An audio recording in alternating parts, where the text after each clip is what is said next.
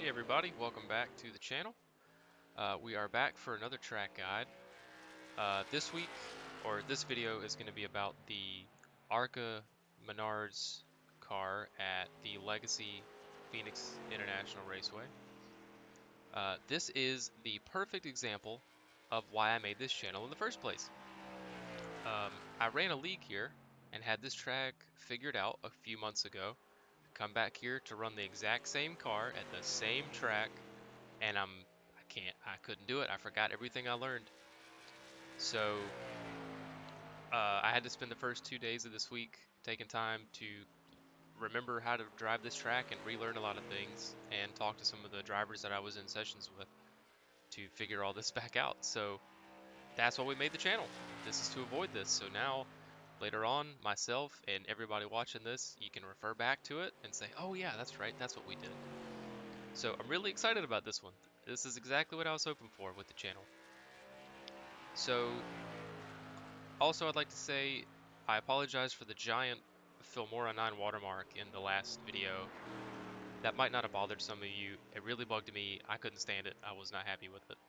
So we're taking a step back. There will be no editing. It's going to be like a one-take video on this go-round until I can find another solution. Or if you guys have something to suggest that I could use, I would really appreciate that too. I've been looking into DaVinci Resolve or something like that.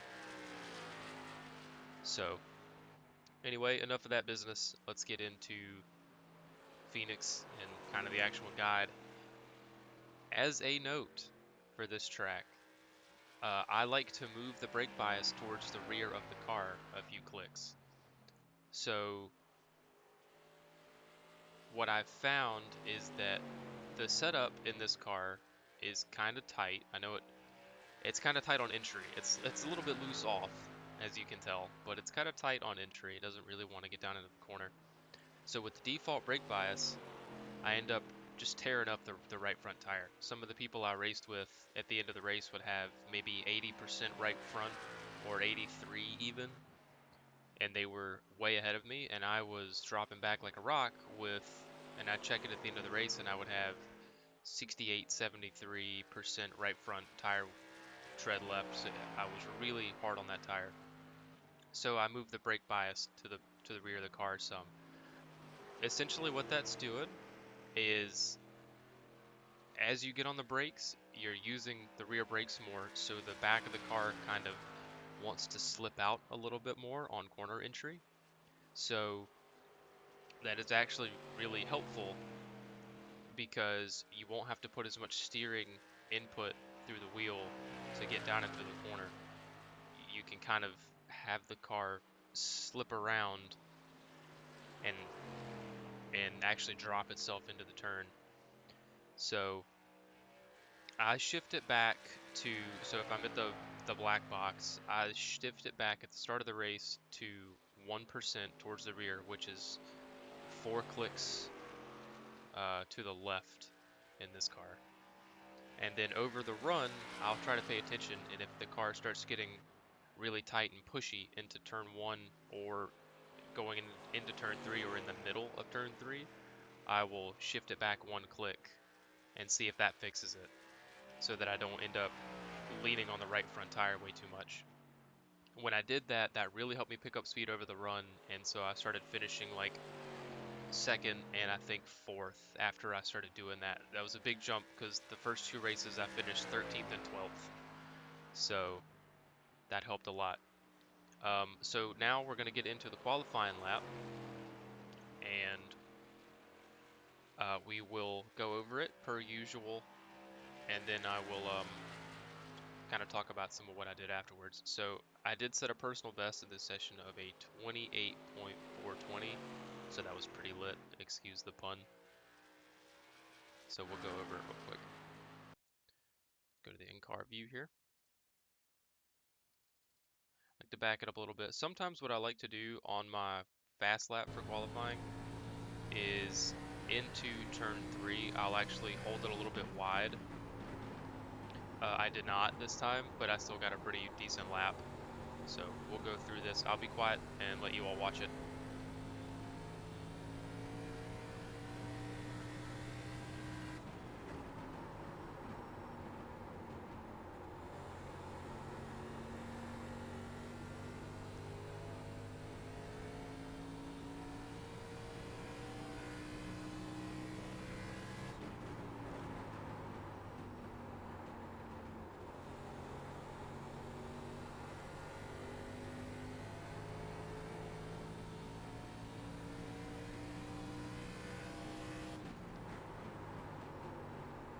And there you have it. There was the lap. So let's kind of talk over some points here.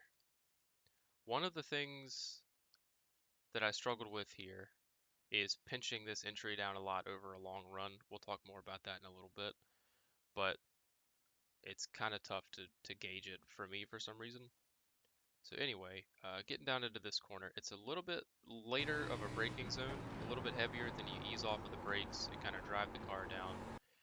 And as you're getting into the corner right here, you'll notice, it's because I have a lot of rear brake in the car, I kind of give it a little nudge over and then I straighten the wheel back out and kind of have to work with the car to get it down into the corner. So that is, I'm not killing the right front to get down into the turn, which is really, really good.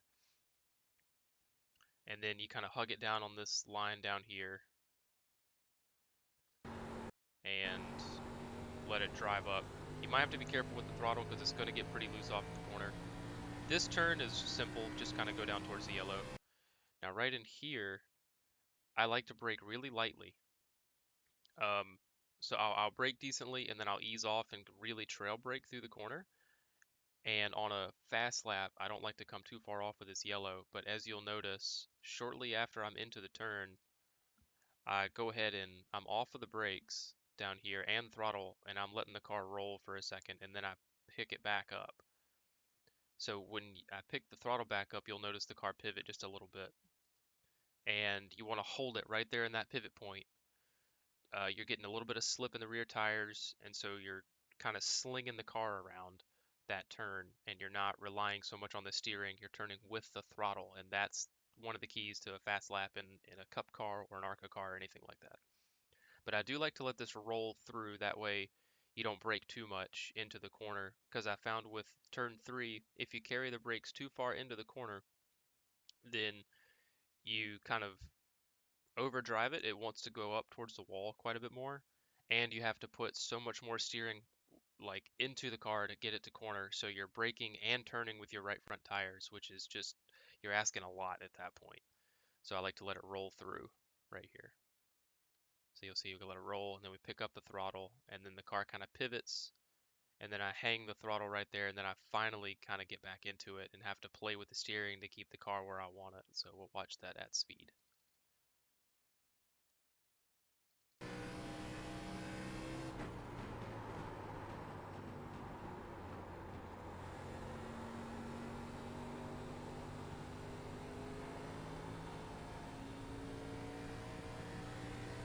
So, and then, so lap 6, I got my notes next to me here. So this one, this corner, I've noticed some guys coming into turn 1. You can pinch this turn pretty good if you have like a more rear brake bias.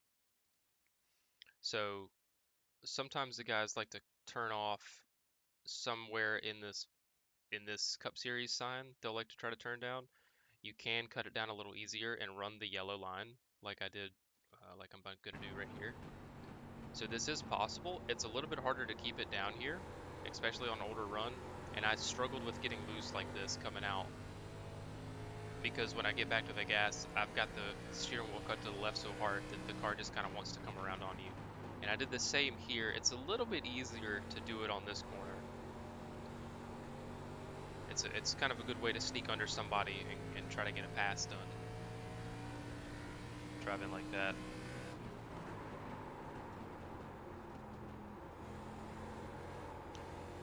On this lap, what I did was I drove really deep into turn 1 to show you what happens.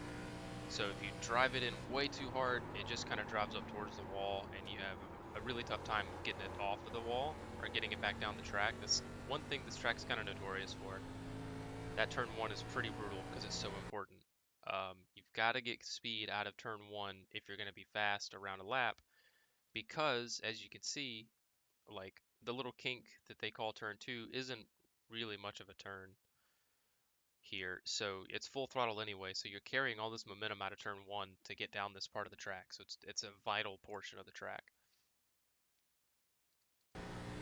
So, and then in turn 3 I also just drove it in, and then that gets the car loose when you carry the throttle in too heavy on this corner, so that's something to be careful of.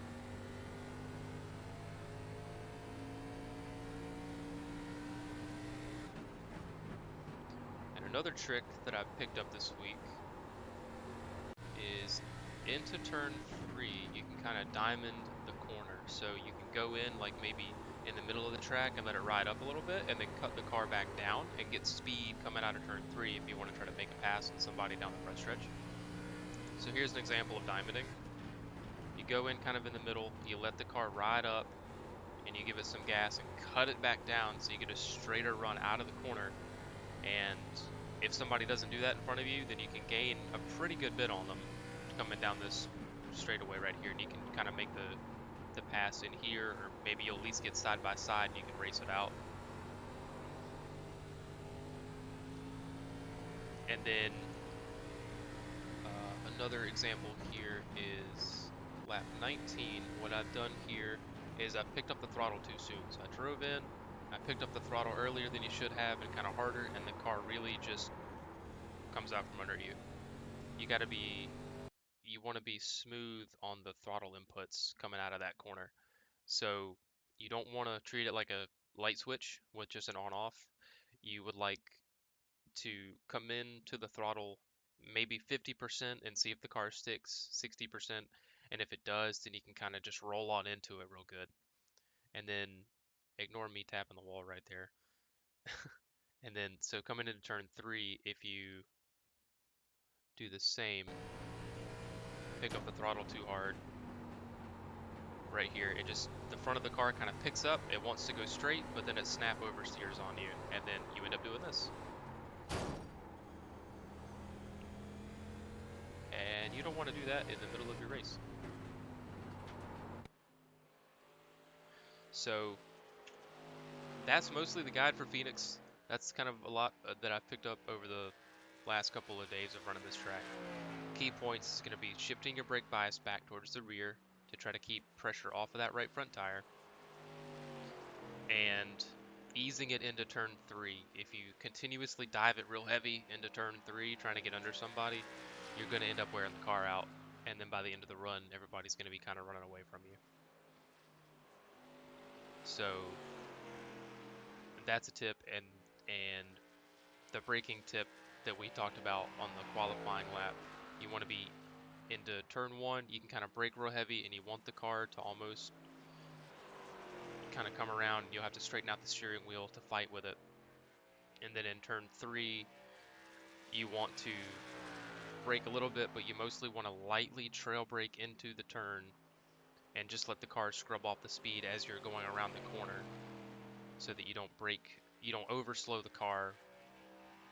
That's one of the things I struggled with, was overslowing. So you don't want to do that. So you just gotta let the car roll through that corner and gently scrub off its own speed. So if you have any questions, leave them down in the comments. I'd be happy to help. Let me know anything that maybe you've come up with that would be helpful for me or somebody else in the comments.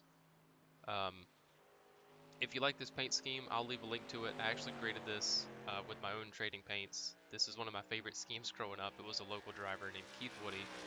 I was a huge fan, absolutely loved going to the track to watch him. So I made a remake of this track, or of this paint scheme, and put it up. So if anybody would like to use it, have at it. It's up there. I'll leave a link down below. So thanks again for tuning in. Hope you found something useful. Hope you got some new tricks to take to the track with you. And I'll see you in the next guide. Thanks for tuning in.